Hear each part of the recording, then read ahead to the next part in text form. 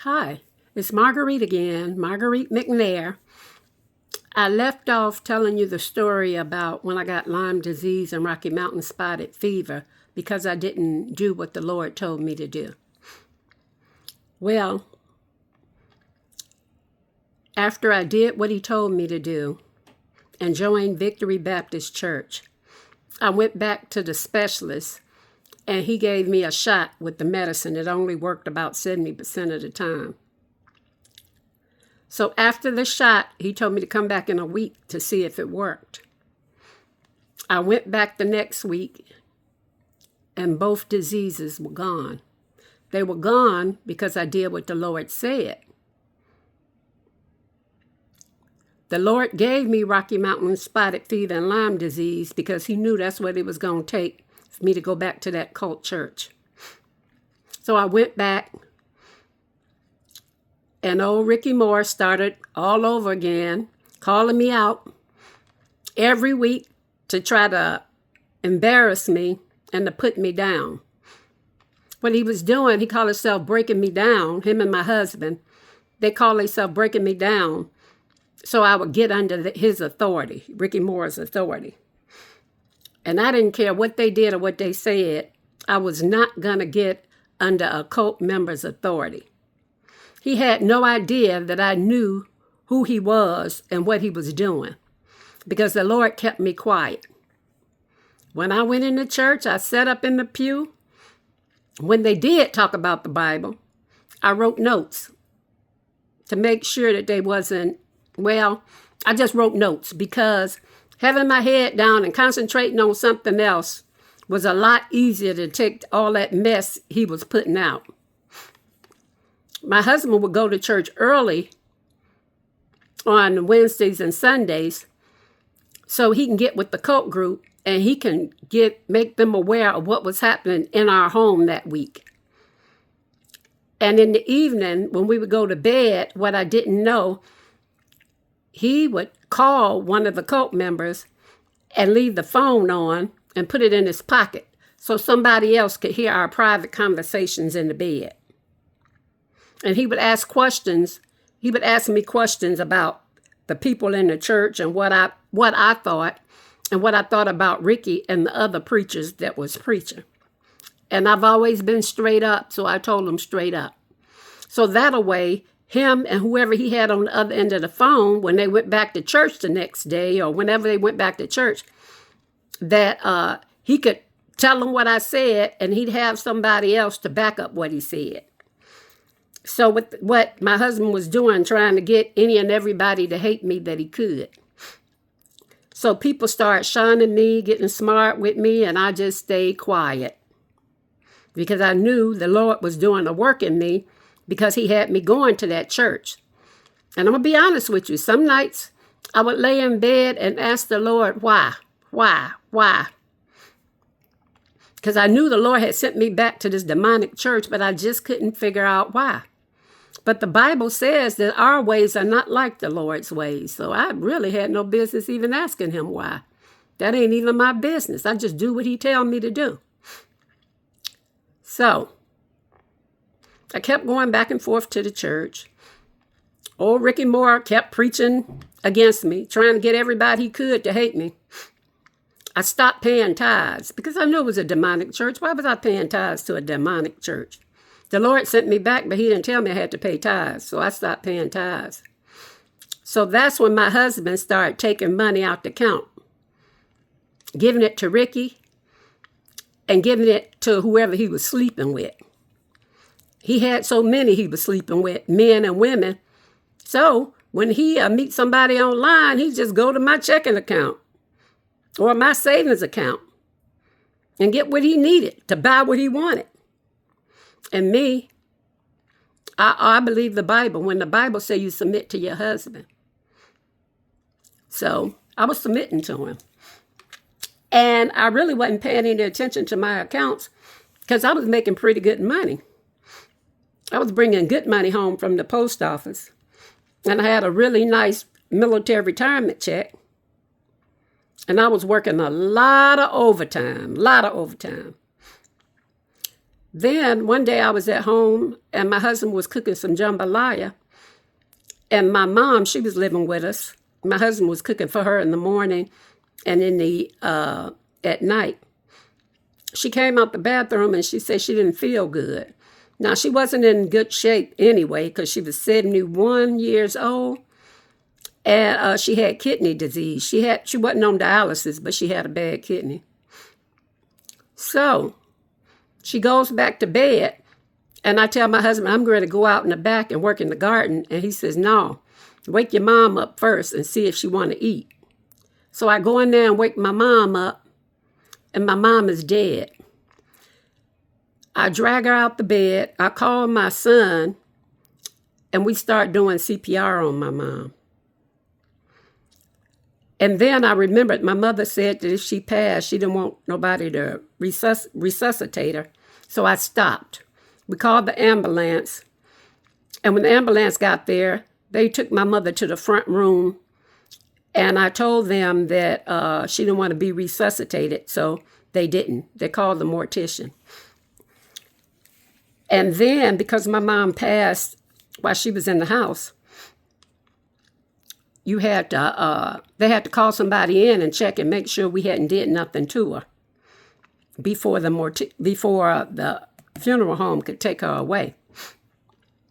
So they did. They took my mom away. Me and my mom had made arrangements for her funeral and stuff.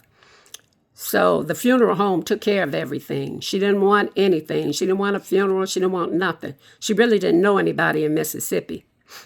So she wanted to be cremated. I had her cremated. And then she wanted to be buried. So I had her buried.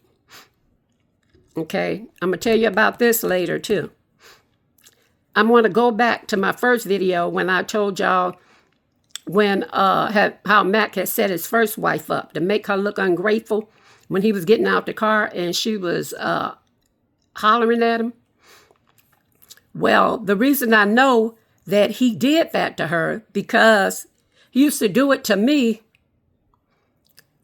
If he went to church with me in the same vehicle, then he would pick a fight with me on the way to church, so I would be angry.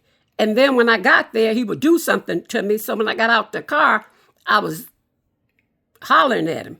So the people at the church could see that all that gossip he was saying was true, that I was mean and ugly. You see how he set me up? Well, then one day I was looking at YouTube and Covert Narcissist came up. I believe the Lord had that come up on my phone. And I started watching videos on Covert Narcissists. And everything all these different people said about what was happening to them with Covert Narcissists, it was happening to me. My husband going behind my back, gossiping at the church, turning my kids against me. When I be at work working 10-hour days trying to get the mortgage paid, he was telling, I don't know exactly what he was telling my kids, but whatever it is, he was turning my kids against me. And I didn't realize it, what he was doing. Well, when my kids got in high school, one was in band and the other one is in football. And so I started working less hours so I could be there. Because I remember when I was in boot camp and I graduated boot camp and nobody showed up for my graduation, how much that hurt me. So when my kids started doing football and band, I made sure I stayed up because I didn't want to hurt my kids like my mom had hurt me. So every football game I was there. And let me tell you, I was the loudest one in the stands. And I know I was the loudest one in the stands because when I first started going, people used to sit by me. And then when I started hollering and screaming, they would move. And then it got so that a lot of people wouldn't sit by me because they know I was going to be hollering and screaming to the top of my lungs to let my boys know that I was supporting them. Anyway, so when my boys got bigger, I could feel resentment against me. And I used to tell my husband, I used to say, I did everything for these boys, made sure they had, been to all their games, made sure they had clothes on their back when they was 16. I bought them cars. I made them pay their own car insurance, but I bought them cars. I said, why do they hate me so much? I couldn't understand it. Later on, I figured it out. Just like he had turned me against my friend Emily, and he had turned all the people in the church against me, he had turned my own boys against me too. And I don't know what he got out of that. I guess he just wanted me to be all by myself. But what he didn't know, I had God with me. That was my secret weapon, my Heavenly Father. So I would talk to my Heavenly Father and he would talk back. Mostly what the Lord would do is he would say yes. If I asked him a question, he'd say yes or no. That's when I was back at Victory Baptist Church.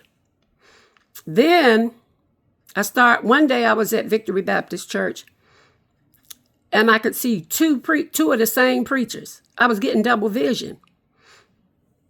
And I couldn't figure out why. So I went to my doctor and she wrote me a prescription so I could see single.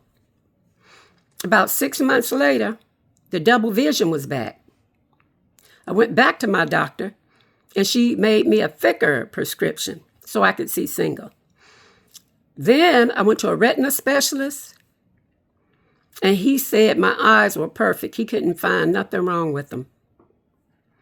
So I was looking at some YouTube videos and I found an eye doctor that was a eye therapist for double vision.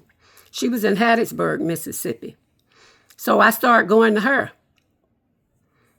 And I got double vision again for the third time. So I went back to see my doctor. And my doctor sat me down and she says, Marguerite, she had been my doctor for a long time. She said, Marguerite, the eye doctor, the therapist eye doctor said, there's nothing wrong with your eyes. I don't see anything wrong with your eyes. And the retina specialist don't see anything wrong with your eyes. Your double vision is mental. Maybe you need to go see somebody. Because if you come back after I fix your double vision this time, if you come back to me, there's nothing I can do for you. So when I left that place, I couldn't figure it out.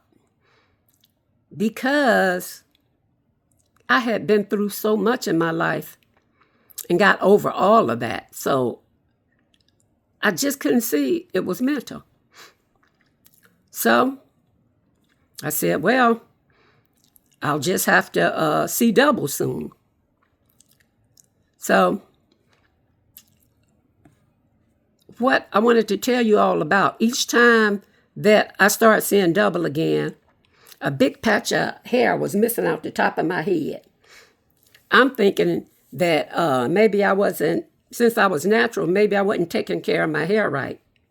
What I know now is, while I was asleep at night, my husband was taking scissors and cutting a big patch of hair out of the top of my head and taking it to the preacher, Ricky Moore, so he could do black magic on me so I can keep seeing double.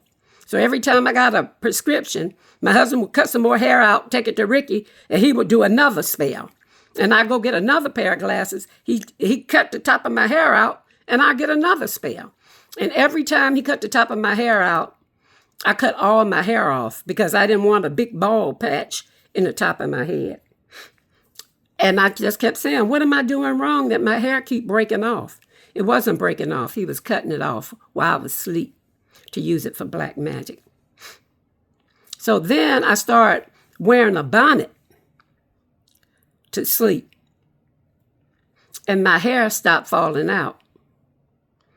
And I still see double today, but it hasn't progressed because they haven't gotten any more of my hair to do the black magic on. Okay, let's see. Now that we talked about the double vision, because they couldn't get any of my hair, then I started having problems with my back. It felt like ants were crawling under my skin and my back. It was very aggravating. It wasn't a pain. It just felt like something was crawling under my skin. So I don't know what you call that black magic, but that's the next black magic they put on me since they couldn't get my hair. I went to the doctor. The doctor said that nothing was going on. She sent me to a dermatologist, and the dermatologist said nothing going on. But the dermatologist told me that she could do some, she could shoot me in my back to see if she could numb it, and then I wouldn't feel it. So she did. It didn't work. What has worked is Bengay and patches. I still have that problem with my back. That was the last black magic that the Lord allowed them to do to me. And now I believe the reason the Lord was allowing them to do that black magic is for them to think they had control over me. Because if none of that black magic worked, they would know that I was a chosen one of the Lord. So they believed that since the black magic was working, I was just an everyday old woman like the rest of them that they had did before me. Like that beautiful woman I talked about in front of the church in my earlier videos. So, one day, I went to church, and when I came in, Ricky was talking to somebody in one of the seats. And I walked over to him, and I said to him, my exact words was, he said, "How you doing?" My exact words was blessed and highly favored. And I turned around and walked away, and I went and sat back in my seat. And when I sat back in my seat, I thought to myself, why did I tell him that? I know now the Lord had me tell him that. It was a warning to him. It was his last warning. He would never see me again after that day, because after that day, I never went back to Victory Baptist Church. The Lord, because I had did what the Lord wanted me to do. I had made Ricky Moore think that he had control over me because the black magic worked, and I had the double vision and the problems with my back. So when I stopped going, he figured he had control over me. So if the black magic with my eyes and my back with my back was working, he could do a lot more black magic on me. So that night, I slept in the other bedroom. I didn't sleep in the same room with my husband. The next morning, I was sitting on my bed, and my husband came in. He got down on his knees, and he had the cell phone in his pocket. So whatever he said to me and whatever I said to him, Ricky Moore could hear it. Okay? So he said to me, "What's wrong?" And I said, "You know what's wrong. I don't like going to that church, and I'm not going no more." And when I said that, I felt a click in my head right about here. It was like, if a clicking sound, click, click. That's what it sounded like. And I thought, wow, where did that come from? But anyway, once I heard the click, I looked at my husband. I said, "I'm miserable. And since you don't have any problems with me being miserable, we're going to both be miserable together. You and me both going to be miserable together." And I moved out of the main bedroom. I moved in one of my spare bedrooms that my grandkids, they sleep in. I'm going to stop the video here, and I'll do another one tomorrow. Thank you.